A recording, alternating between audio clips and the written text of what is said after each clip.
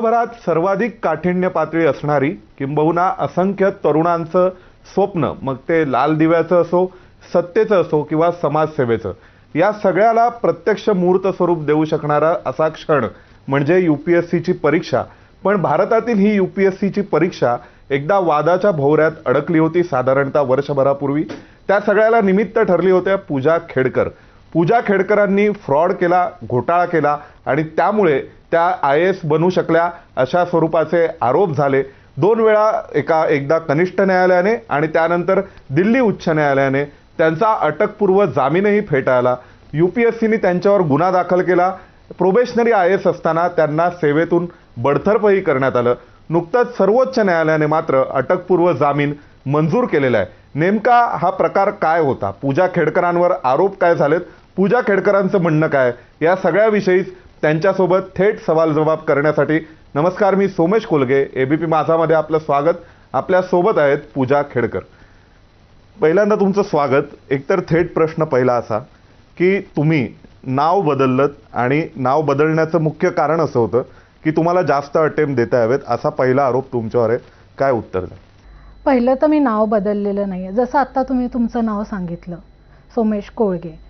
So माणसाचं नाव हे नेहमी युजली जेव्हा आपण वापरतो तेव्हा पहिलं नाव आणि शेवटचं नाव किंवा पहिलं नाव आणि आडनाव.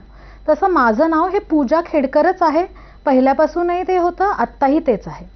बट मी माझ्या आईंचं नाव 2014ला गॅझेट नोटिफिकेशन थ्रू लीगली माझ्या नावामध्ये ॲड केलं होतं. त्याच्यानंतर बऱ्याच वेळा मी UPSCमध्ये फॉलोअप घेतला होता की मला त्या नावाने एक्झाम देता यावी.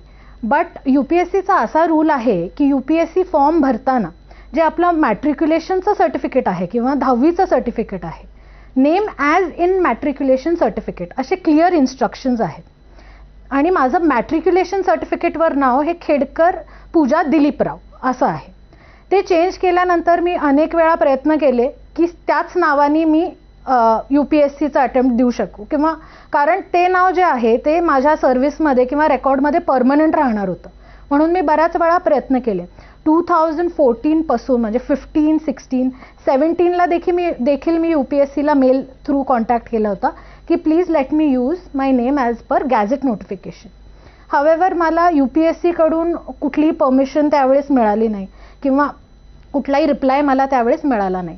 However I kept my efforts on. त्यानंतर 2021मध्ये 17 मार्च 2021ला मला UPSCकडून मेल आला, ऑफिशियल मेल, की you can use your name as per the gazette notification. Only after getting this mail, हा मेल आल्यानंतर परमिशनचा, मी माझं नाव, जे माझं गॅझेटमध्ये ॲक्च्युअल नाव होतं पूजा मनोरमा दिलीप खेडकर, हे मी यूज